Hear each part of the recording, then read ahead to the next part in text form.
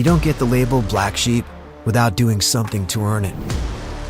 Black sheep aren't bad, they just stand out from the crowd. They look at the status quo and say, we can do that better. And that's exactly what we do. Big move down the inside for the Oh, lead Lord, from Eli Laura. takes the lead. This is going to come down to the finish. Kyle almost side by side, but a good exit will give Laura Eli the win here overall in the first round of the Porsche Sprint Challenge USA West Series.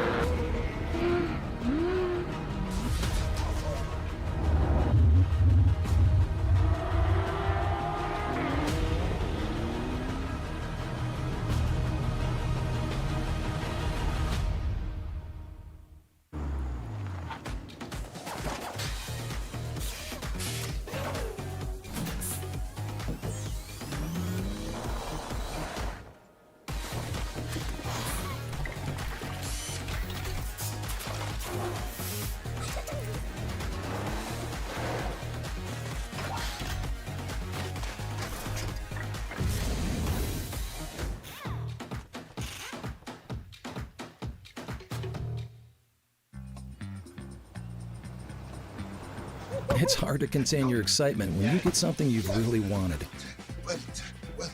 Like the gold standard in automotive protection, WeatherTech floor liners. With deep sculpted channels and laser measured for total protection in the front, back, and even up the sides. Dad, you're going viral.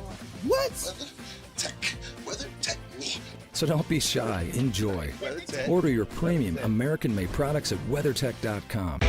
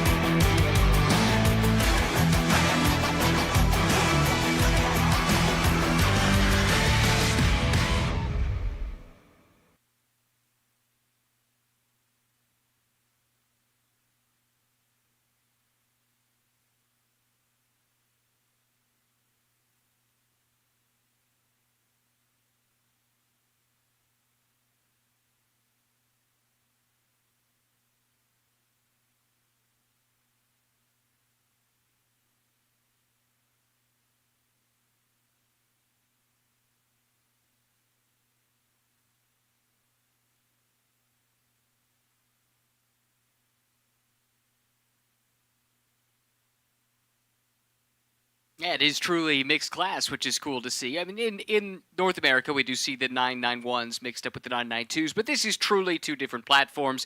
Not too many of the Caymans, but they could have their part to play in the way this plays out over the course of 35 minutes plus one lap. The good news is around Road America, plenty of long straightaways to get those out-of-class passes done. It's an awesome place, though. So much fun to be here as a spectator, as a broadcaster, certainly as a driver. All the drivers love coming to Road America. Certainly, and this is going to be the penultimate weekend that we've got going for the cars as drivers only have so many races left. You can see them taking off on the track now.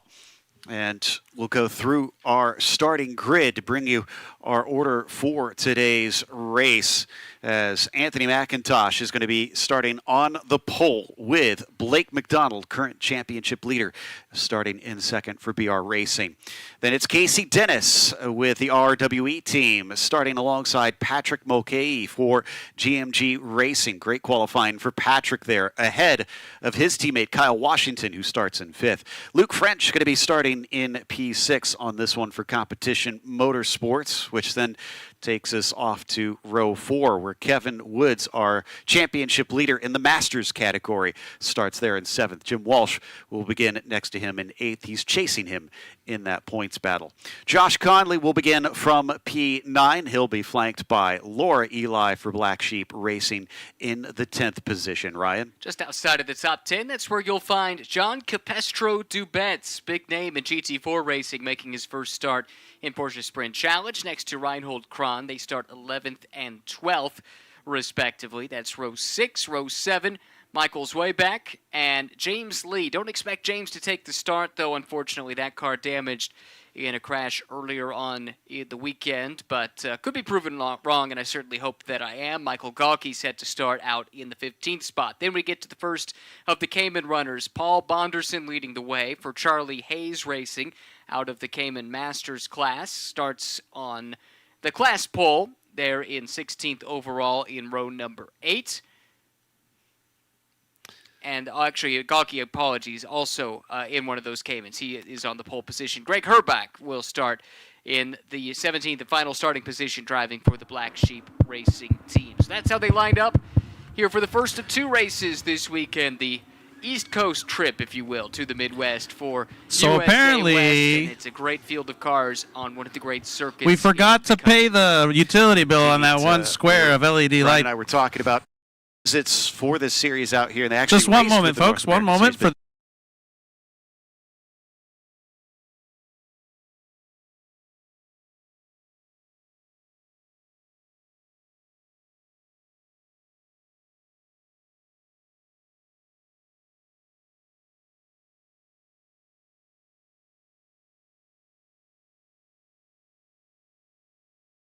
that they will be competing on for this one. Slightly smaller field than what we just witnessed a little bit earlier with the North America GT3 Cup Series, but still sees plenty of action. I can guarantee you that.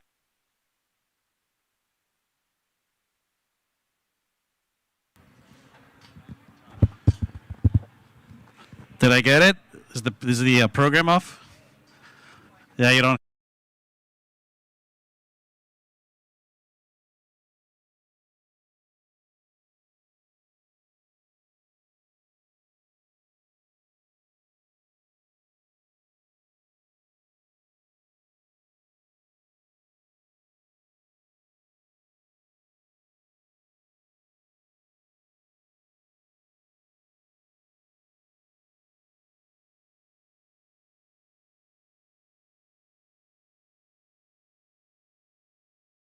Is that way, and your background.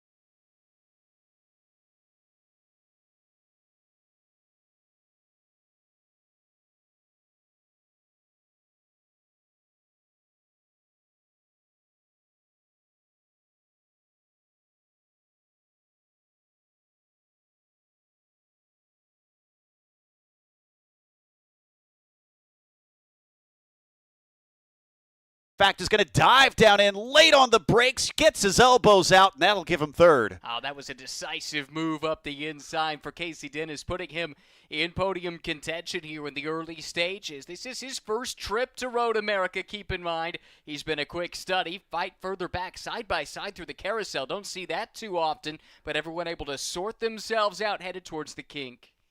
This is where we saw problems on the first lap for our race earlier today. Let's hope that we keep all the cars on the track this time. I'm not seeing any dust being kicked up on some of our other cameras as our shots bring us down into Canada Corner. Someone towards the back maybe showing their nose, but no dice this time into that right-hander. Looking close to completing the first lap under green on this one with McIntosh leading McDonald, leading Dennis. That's That's what you like to see. Nice, clean start. Does look like, unfortunately, a few cars were unable to take the start. We'll check that story as we go. Cars kicking up dust at the exit of turn 14. That's going to leave you vulnerable. Needs your momentum climbing the hill up to the start-finish line and ultimately down to turn 1 to start a new lap. I was trying to make out who exactly that was. As big defense to the inside as Mulcahy might lose another position. French now on the attack, but can't quite get by. He could get the over-under here as they'll have a short spurt down into turn 3. Let's watch from the Yokohama blimp. And no, he has not gotten by. Now still single file. The fight is further back, trying to pick out which car this is from high above. But it's quite a battle we have there. 4 cars running nose to tail. All of them very much in the mix. I think Kyle Washington is one of the cars involved. The second car in line, it looks like, with that familiar E-Boost livery. He's right there in the tire tracks looking to make a move to the inside. That's Conley who's trying to fend him off, doing a good job on that. Walsh in behind there as well. And Laura Eli watching and waiting in the wings. Don't take your eyes off of her. Like we said earlier, she's very good in the races themselves. I have a feeling she's waiting for something to erupt to snatch an easy spot. It's been a tough weekend for Laura to this point, but this is where she thrives, to your point, Joe. She loves it when she gets to go racing, put her head down, and just charge up through the field. She's done that already here today, nipping at the heels of Walsh as the field comes through the carousel. Lovely corner here, very technical, downhill at the end of it, and towards the kink. And here we go, slipstream approaching the kink, no one willing to peek out of line and really risk everything trying to go side by side.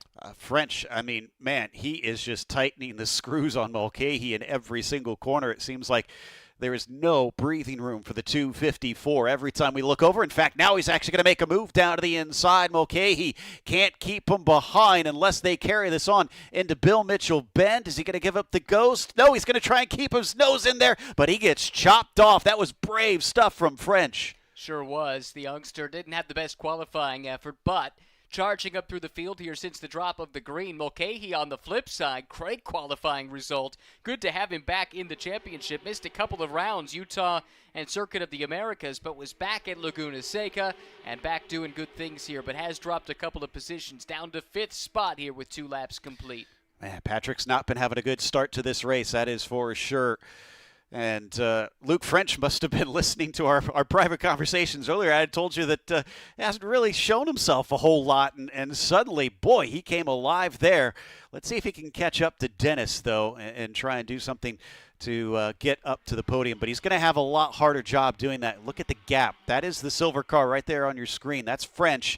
And Dennis, last time across, was, about 3.5 seconds up the road to him. So it's going to take a lot of pace from Luke to try and make this one a podium. Couple of podiums this season, one at Spring Mountain, the other at Circuit of the Americas. 4th in points entering the weekend for Luke French, who is doing double duty this weekend. He'll be taking part in the Endurance Challenge race on Sunday evening as well, that 60-minute race format that debuted for the first time back in May at Circuit of the Americas. So extra track time always important as a young driver tries to learn the trade. Yeah, in fact, we have our own young driver joining us. Elias De La Torre has joined us in the booth here. One of the coaches this weekend, but also a driver with plenty of experience here. I understand you had quite the introduction to this track. Yes, coming into Sprint Challenge in 2022 for the first time in the Cayman. Started off on pole somehow, and then just kept digging from there. And then just a race 2, unfortunately, a little bit of car issues to be P2. But then winning it in the second race from P2 was pretty nice to have on debut. I mean, impressive, especially a fearsome track like this with the high speeds. So far from what we've been seeing, I know you've been getting into some coaching yourself. What are you thinking so far of these USA West drivers? Well, so far it looks like it's some pretty good racing, reminding me of Carrera Cup here. And just those aggressive moves into turn 1 on the start and then side by side in the carousel, which is almost unheard of and pretty impressive to do around. Looks like Laura Eli has had an issue through Canada Corner. She gets it turned around. Car looks to be in one piece, so she'll carry on, but lost a lot of time. We've come back up to the top spots. McIntosh, McDonald, and Dennis still nose to tail. I mean, what we're seeing here from McDonald, Elias, it seems like he's keeping McIntosh honest, but do you think he's a serious threat right now? As of right now, it looks like McIntosh could be tire saving, waiting for the end of the race and make sure he's not pushing too hard, and still he has pace at the end to make sure he can stay out front.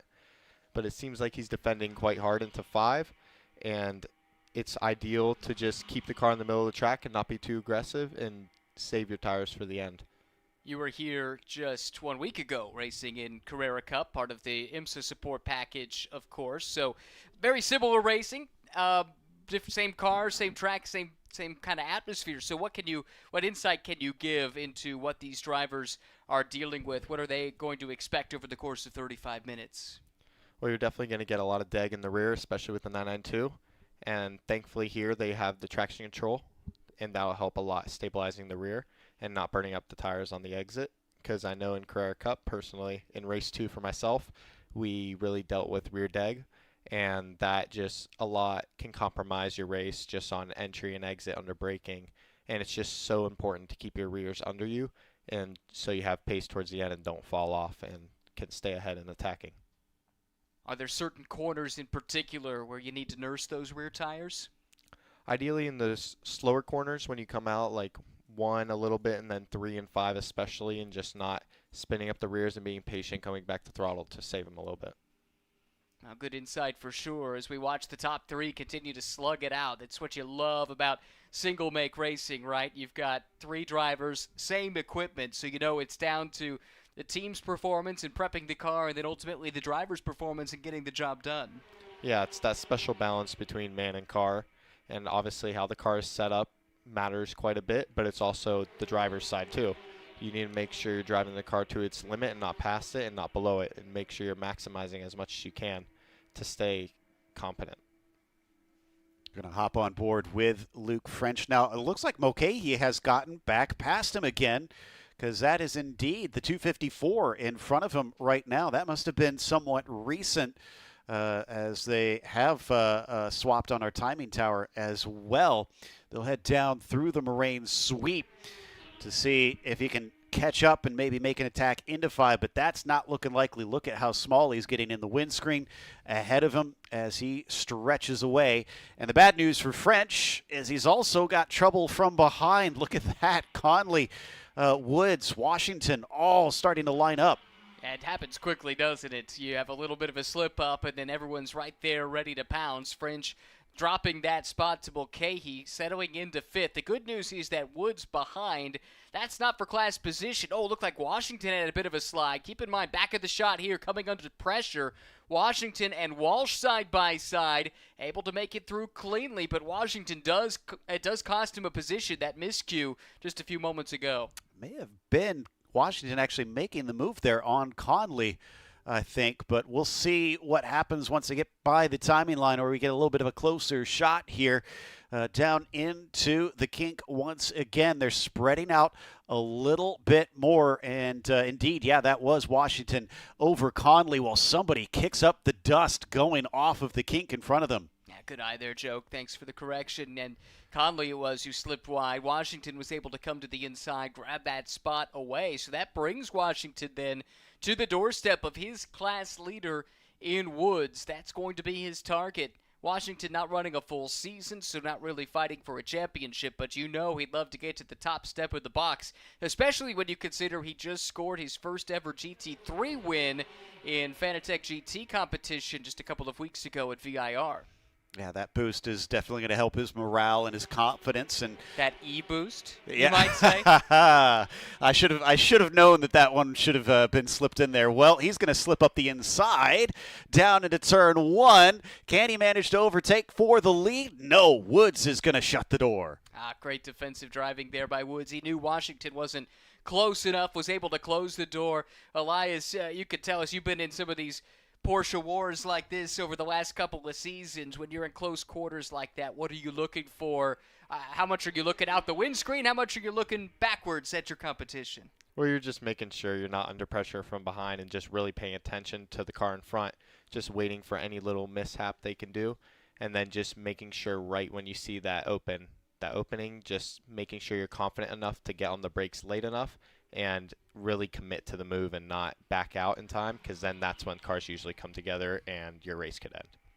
And we've also got a very interesting dynamic happening here as well, Elias, because now Woods has also gotten close to French at times, and now they're in different classes, as Laura Eli is going to be able to go by Greg Herback. That's 2 different classes between those two as well. But again, Woods fighting for Masters, French for Pro-Am. And yet, if Woods can get by Luke, I have to imagine he'd be eager to try and put a buffer between himself and Kyle.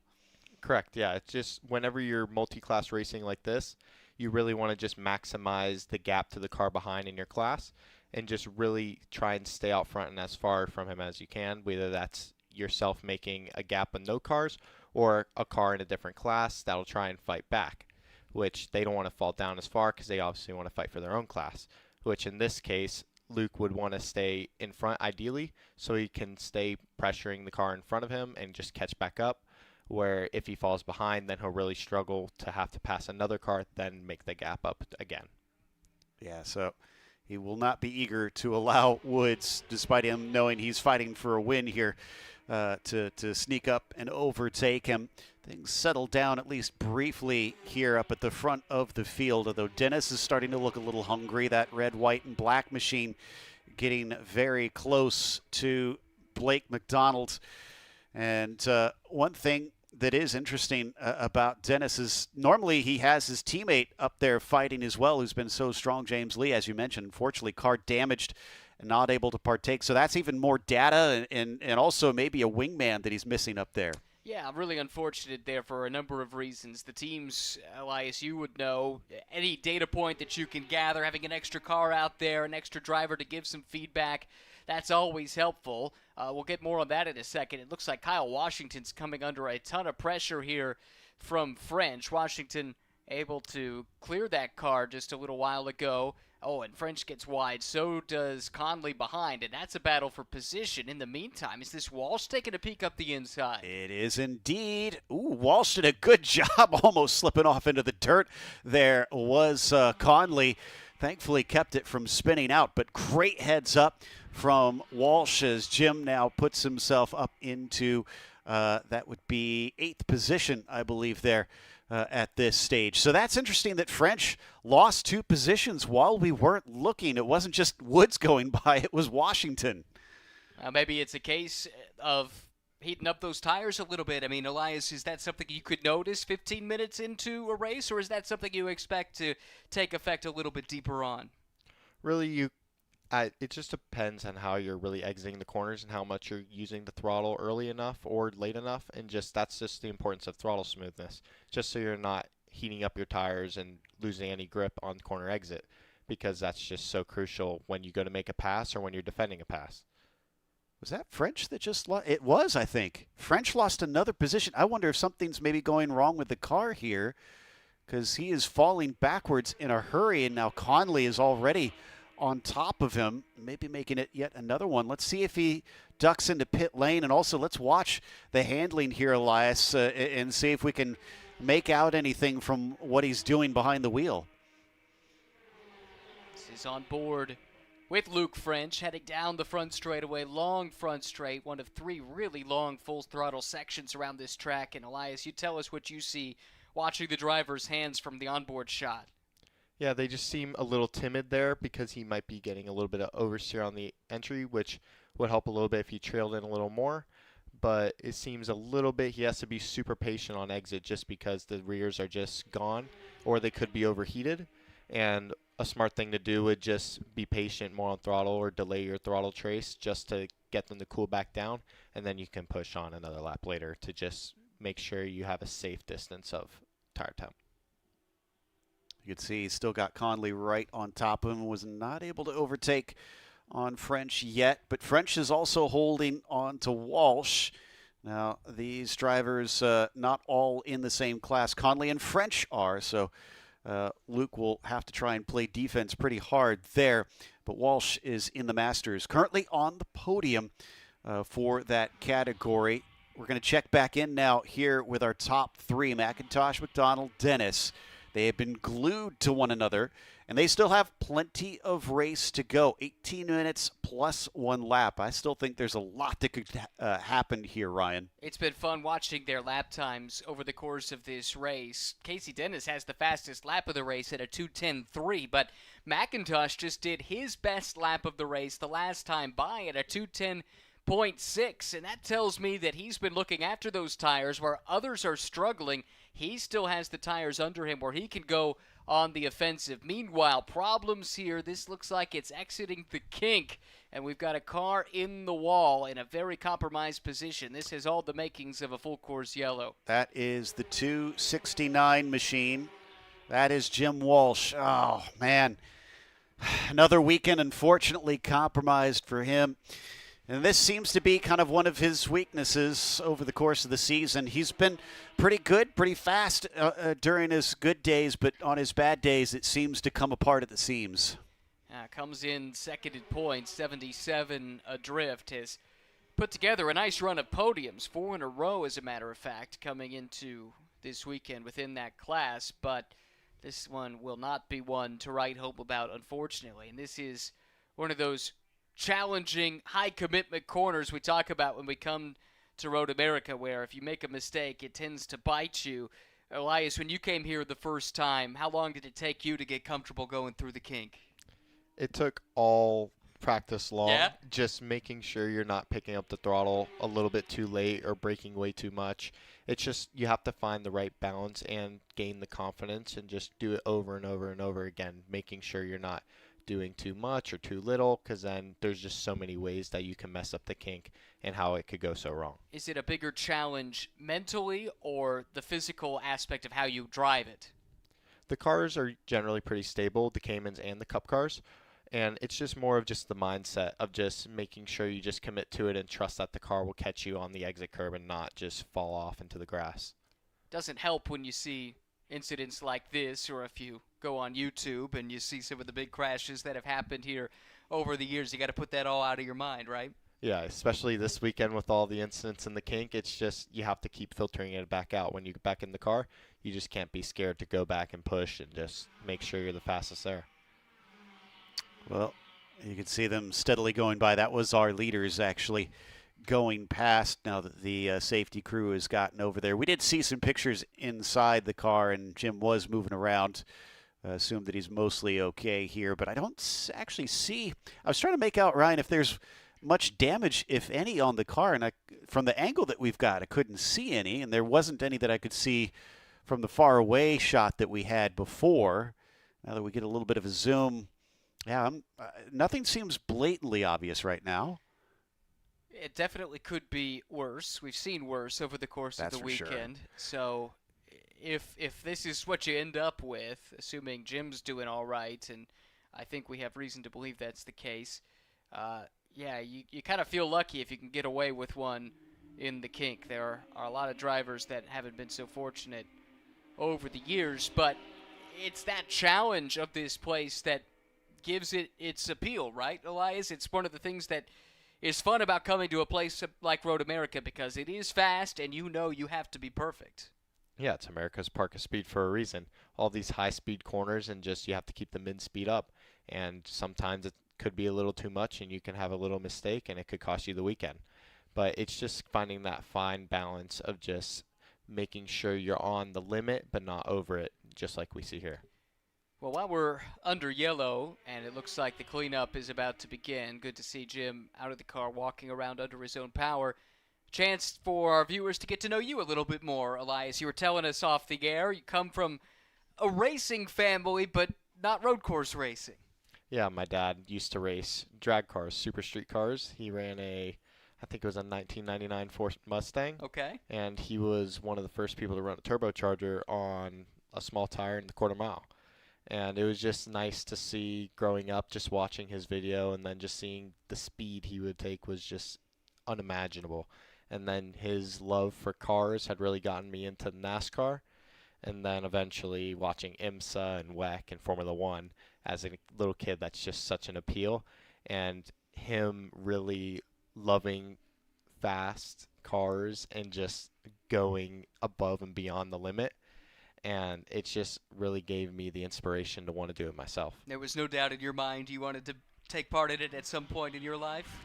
Yeah, I had to get into a car at some point, whether that was driving on the road at the speed limit or eventually doing a track day like I did and just going fast, pushing the car, and hopefully not wrecking it. And go ahead, Joe. I was going to say, it sounds like also, speaking of getting into an actual car, you told us that you come from a background of sim racing. How did that help prepare you for that eventual day? Correct. I was 12 when I started sim racing, and it just really gave you the ability and the tools to learn things that you could do in karting, or if you don't have enough money to do the karting, sim racing is really a good side to learn the basics, racecraft, how race starts operate, car setup. You can fine tune the car in iRacing. It does a really good job at that. And you can also learn how to tire warm up, and it just teaches you all the little aspects of racing, whether that's mechanical, technical, or just a driving style and learning how to carry speed and understand how the car operates under such conditions.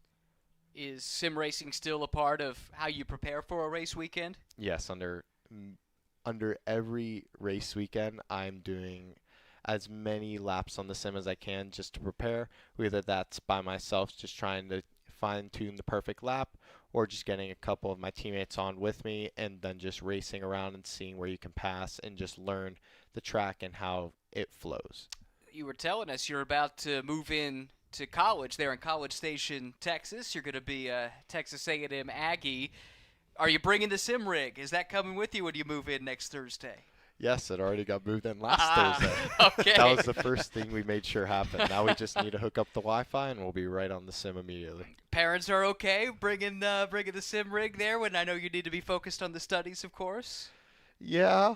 To a certain extent, they support being on the sim a lot, but they also obviously want me to pay attention in school as well. That's why I have to find that perfect balance, which is a little bit difficult sometimes, but it's really productive and it helps you a lot with time management, just balancing the two acts at the same time, trying to be super good at both. But also sometimes sim racing will take a little bit of more want to do, and then it'll overcome the homework a little bit. That's not relatable at all. Yeah. It's probably a good thing I didn't have sim racing when I was in college. But you also mentioned to us that you're going to be studying mechanical engineering. How do you see that tying into your racing, both as a driver and maybe other avenues that could potentially open up? Yes, just as I'm coaching this weekend, I really understand how important the technical side is and understanding how to read the data and really see how the whole car operates as a whole. And then that will just give you a better driving perspective, learning that what the bars do and what the spring rates and dampers and just how all of them come together to give you a really fast race car. And it just so important just because it's not just a driving style in one spec series like this. It's a matter of the team setting up the car correctly and it working with your driving style and all of it coming together to perform the perfect lap. I have to admit that's one area that I've always lacked in because I've never had the mind for that stuff. And I'm always jealous of those people that can both drive the car and set up the car. But I mean, clearly it's honestly impressive because you're seems like you're young in your career and well, young in general, honestly, and you've got not only an impressively wise start to things, but it sounds like the results to back it up. Yeah, we're slowly getting there. As it being only my second full season of racing, it's just the slow learning curve and hopefully getting more and more on top of it. And as you can see, slowly this year, it's just getting better and better. Now, with a little bit of luck on our side, hopefully we'll get to where we need to be and show that we actually have the speed to be there at the front of the grid in Kura Cup. Do you have an idea of where you want to wind up racing-wise in the future? Kind of what's the goal? Growing up, watching those GT3 cars at WEC, just at 24-hour Le Mans and all those European tracks, it's just such a blast to see. Even the 24 hours of Nürburgring, just those insane GT3 drivers just pushing into the night and in the rain in any conditions. That's just the dream of just long endurance racing, whether that's WEC, whether that's IMSA, whether that's the 24-hour series like Nürburgring and Spa. It's just the appeal of being in the car for that long and just getting all those conditions at once in one race is just truly inspiring to try and achieve.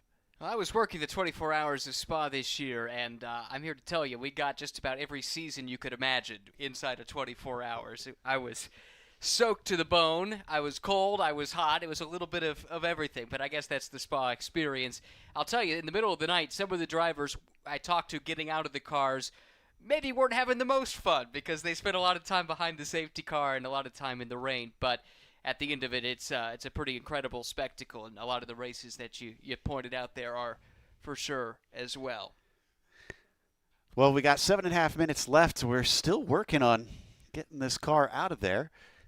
And there might be some lightning. No, there's not lightning. Lights are out on the safety car. Okay, we've got... We had a game of pantomime with our director there for a moment, trying to guess what he was trying to tell us. There's the car, yeah. I even was trying to do the lip reading thing, and that didn't work. So anyway, okay, glad that there's no lightning in the area. Lights are out on the safety car. That's good news. We've got 7 minutes left.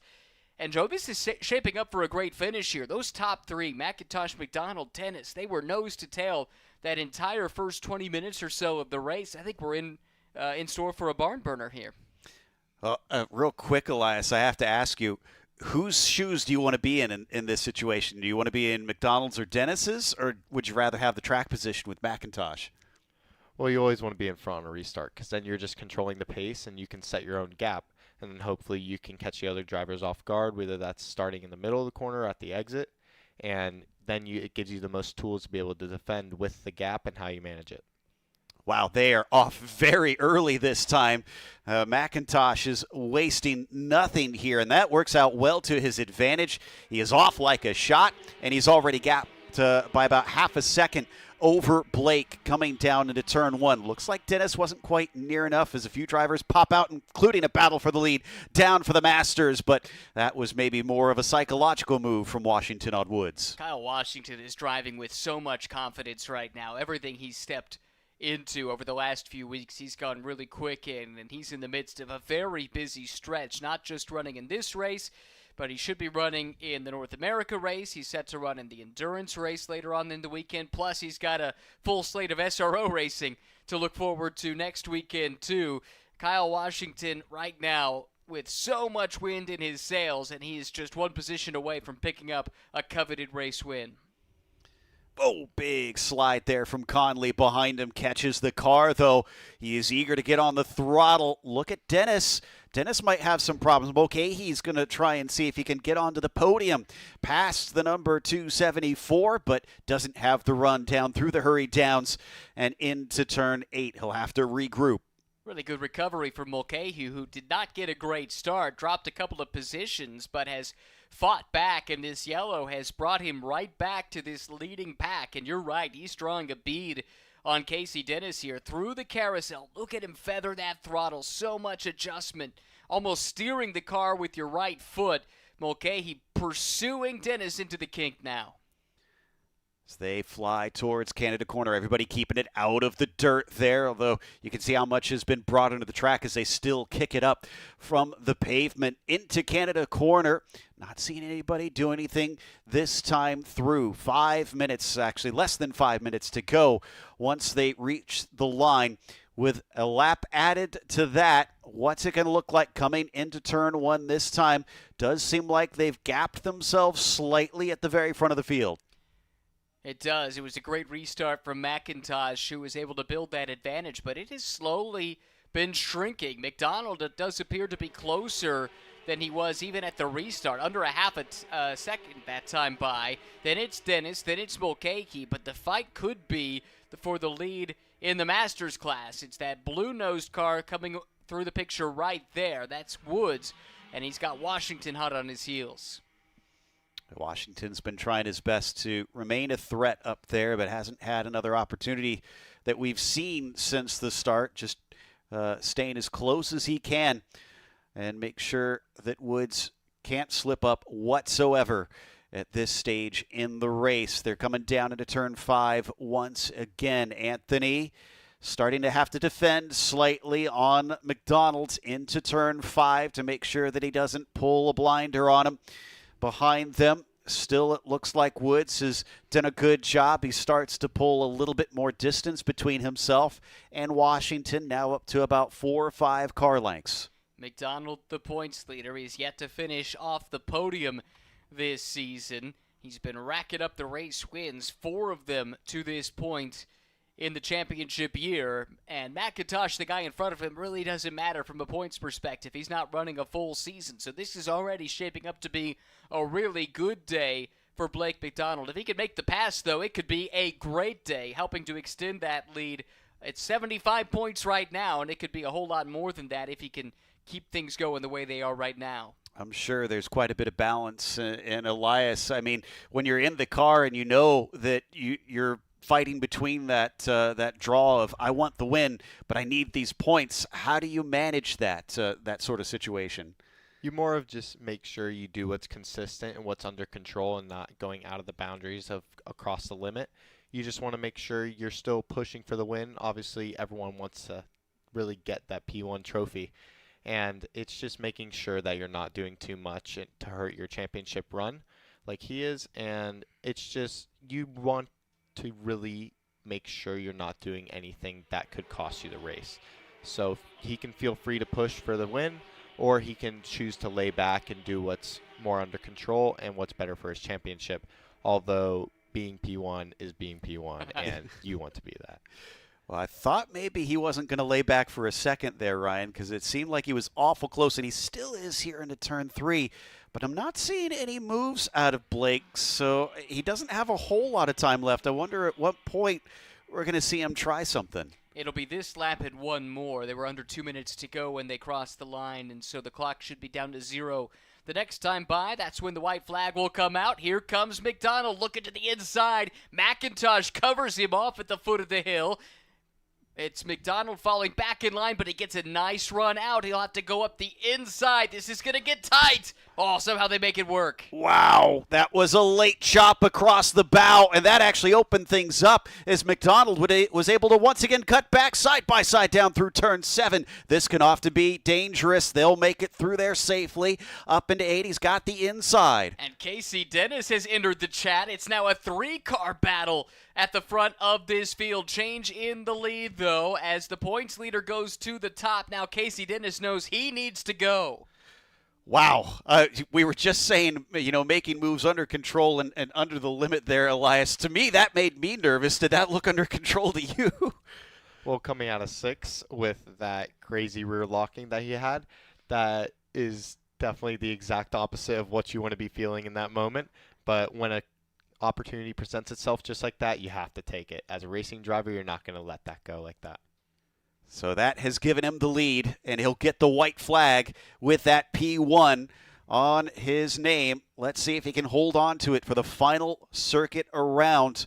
And what is Dennis going to do in all of this? Remember, he's trying to chase on McDonald in the points. He's now got to try and overtake McIntosh to limit that damage as well. Coming into the last few rounds, he's back by more than a win's worth of points as they wave the white flag to tell them 1 to go. Just one more lap, 14 turns, 4 miles around Road America. That's what separates Blake McDonald from yet another win. It would be his 5th on the season. McIntosh, who has controlled the bulk of this race, now looking to counterattack. Got a nice run there out of turn 1. Can he close in? Can he repay the favor into turn 5 this time? Oh, big slide from McIntosh, maybe overdriving the car a little bit through turn 3, and that is a costly place for a mistake. Look at the distance that has grown between McDonald and McIntosh because of that.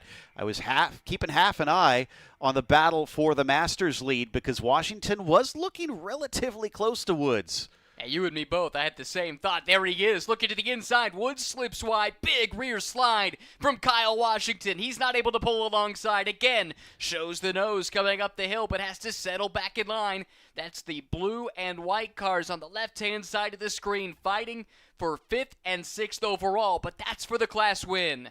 Yeah, Woods felt very confident coming into turn 6, did not defend all that much into that corner, and Washington still couldn't manage to get by. McDonald holds onto the top spot. Only one more realistic place to make a pass down into Canada corner, and this is where McIntosh needs to be right on top of him. Needs to be perfect exiting the carousel, and then this run through the kink. He's close, but I don't know that he's close enough. He'll sit there in the slipstream in this meandering full throttle section towards Canada corner. Does not look like he's going to be close enough. McDonald in firm control with just a couple of corners to go. All he has to do is keep from making mistakes here, and he's got another victory under his belt. Through Bill Mitchell Bend and up into the final turn 14. This can also be tricky. You can see coming into that curved braking zone and then needing to be on the throttle up the hill. That looks solid to me. And I'd say that Blake McDonald has managed to add to his win collection here at Road America. Woods going to follow him home, and it was close between himself and Washington, with all of 0.2 of a second between the pair of them at the line. Fantastic result there. Great battles in both of those classes. Now we wait for our leaders in the Caymans. Gawkey, Bonderson, Herback. That's the way they were running, 10th, 11th, and 12th overall. We wait to see who will cross the line first out of that trio. Right now it is still Gawkey leading, but I think it's going to be a close fight between Bonderson and Herback behind them. Up the hill, there's the checkered flag. Michael Gawkey, your winner in the Caymans. And behind him, Bonderson will come home in his first race this season in second and on the podium, Ryan. Fantastic stuff. Really enjoyed that. My first chance to get a look at the USA West competitors in person this year. We'll send Joe down for podium duties. We'll check in with him in a moment.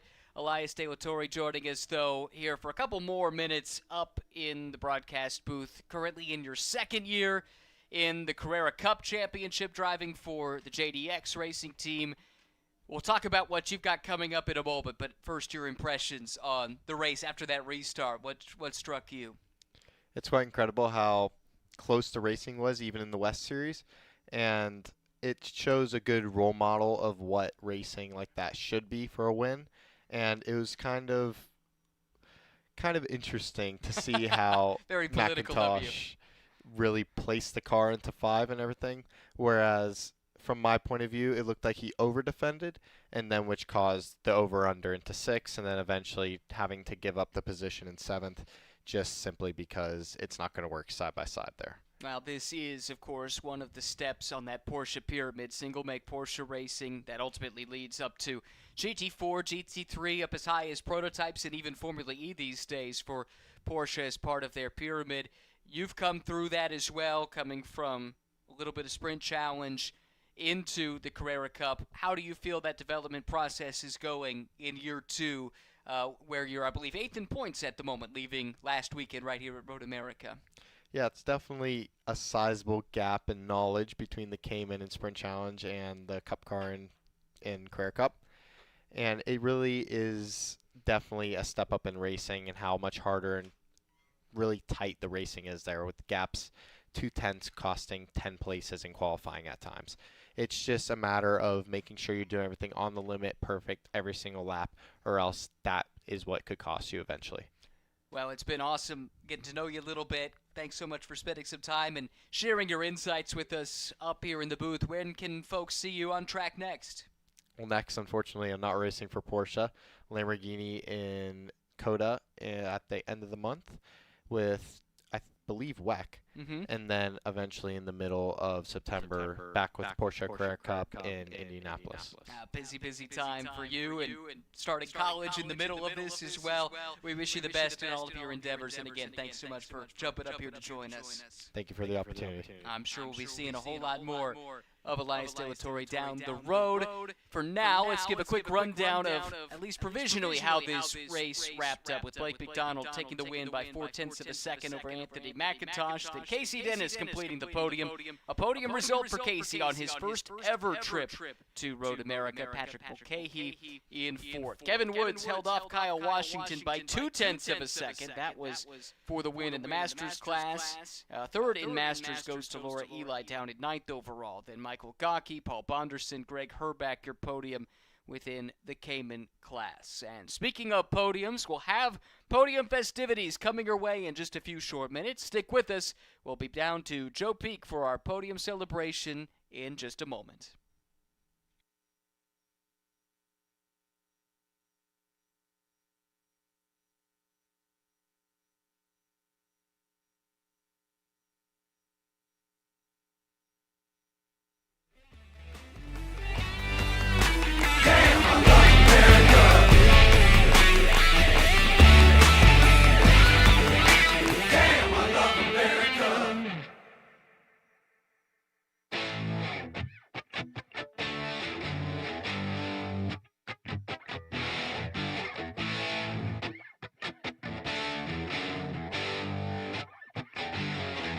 From the countryside to the Broadway lights, it's a miracle.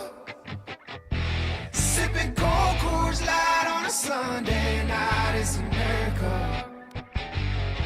It's real as hometown pride, it's some apple pie, it's a miracle. And with an open mind, we can live our lives in America. Damn, I love America. Wake up every morning, go to work. Sunday, the day we go to church in America. Always been the one to do it first. We the greatest country on the earth, it's America. 'Cause in the